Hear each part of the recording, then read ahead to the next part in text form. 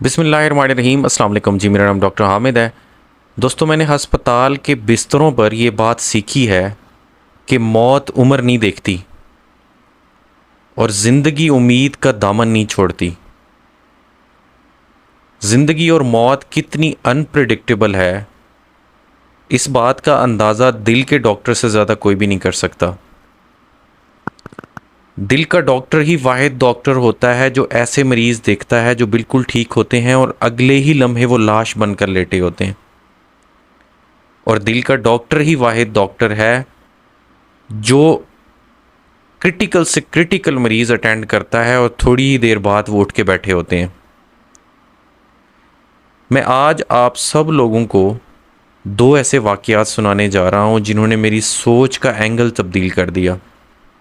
इन दो वाक़यात से मैंने सीखा कि ज़िंदगी और मौत का मालिक अल्लाह की ज़ात है और हमारे हाथ सिर्फ़ और सिर्फ खाली हैं और हम किस कदर बेबस और लाचार हैं उसके सामने।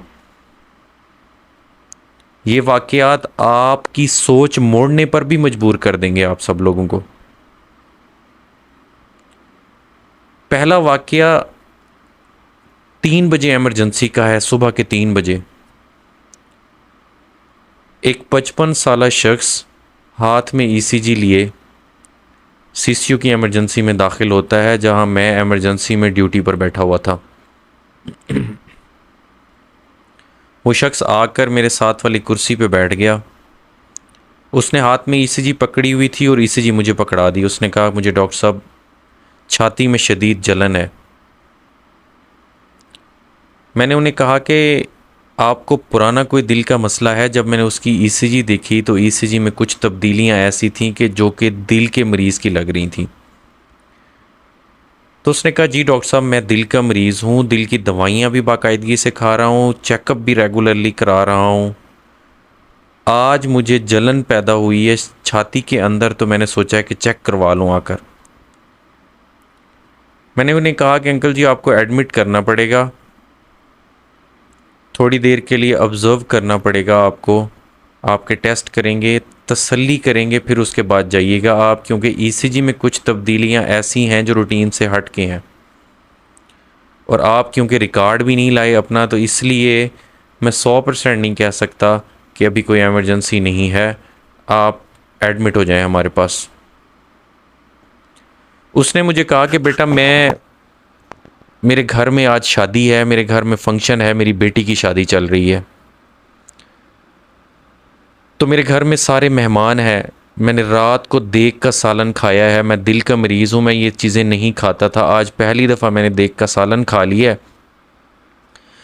तो ये सालन खाने की वजह से मुझे ये जलन पैदा हुई है। तो आप इस तरह करें, कोई इंजेक्शन तजवीज़ कर दें मुझे, या कोई दवाई तजवीज़ कर दें जिससे ये मेरी जलन ख़त्म हो जाए। तो मैं वापस जाना है, मेहमानों को अटेंड करना है, घर में सारा मेहमानों का फंक्शन है।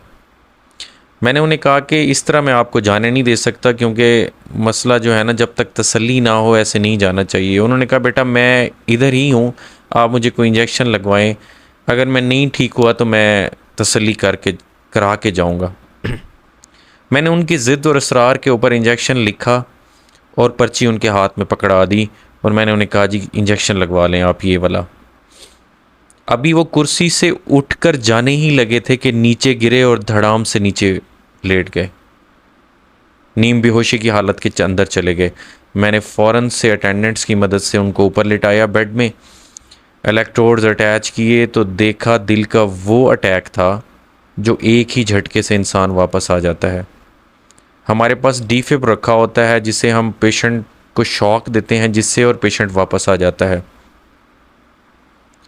मैंने फ़ौरन से डीफिब अटैच किया मरीज़ को। जैसे ही शॉक देने के लिए पैडल्स को ऊपर रखा और बटन प्रेस किया तो मशीन ने शॉक नहीं दिया। मैंने फ़ौरन से दोबारा वायर्स एडजस्ट की, जाउल्स एडजस्ट किए मशीन के, दोबारा शॉक देने लगा तो मशीन ने फिर से शॉक नहीं दिया। हमारे पास बैकअप पे दूसरी मशीन रखी होती है सीसीयू के अंदर। मैंने वो मशीन पकड़ी जल्दी जल्दी से और उस मशीन को अटैच करने के बाद जब मैंने शॉक दिया तो मशीन ने, दूसरी वाली ने भी शॉक नहीं दिया।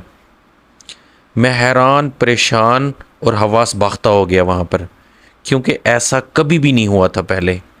ये फर्स्ट टाइम था कि दोनों मशीनें एट ए टाइम उस पेशेंट को शॉक ही नहीं दे रही थी।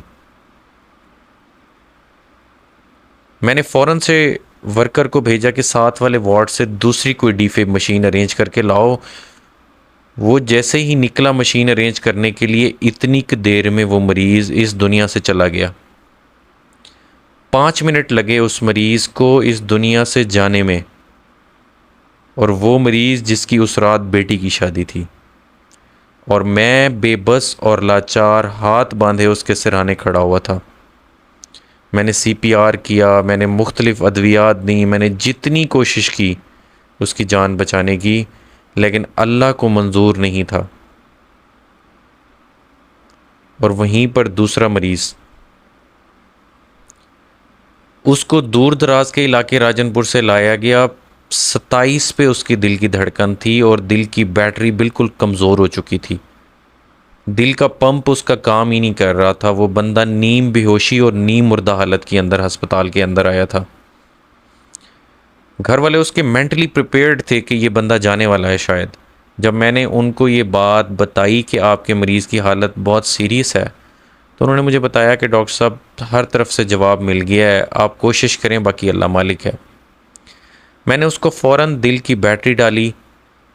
बैटरी डालने के बाद उसकी दिल की रफ़्तार अपनी नॉर्मल हालत के अंदर आ गई। मैंने उसको दिल की नालियाँ खोलने वाला इंजेक्शन लगाया।